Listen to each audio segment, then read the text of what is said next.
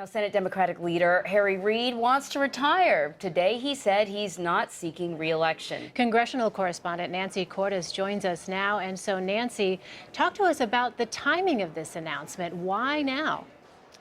Well, because he wants to give whoever the potential Democratic candidate is, and there might be several in a primary, time to prepare. It's going to be a very tough fight. It's going to be a very expensive fight.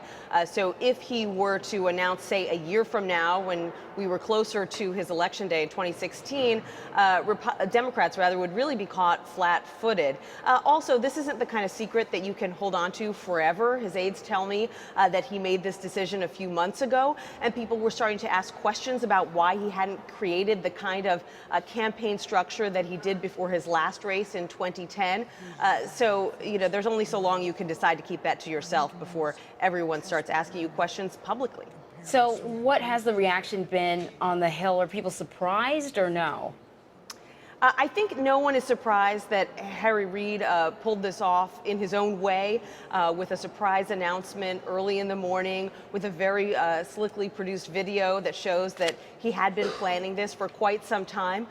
Democrats, of course, rallied behind him. Senator Chuck Schumer, for example, saying, what a great man he was, what a great leader he was. Schumer, of course, one of the senators who would very much like to replace him as Democratic leader. Republicans, on the other hand, jumping on this to say, oh, great, this is going to be a great potential Senate pickup for us in 2016. And they argued that Reid saw the writing on the wall, that he was going to have a very tough fight in Nevada in 2016. And so he decided to get out of town.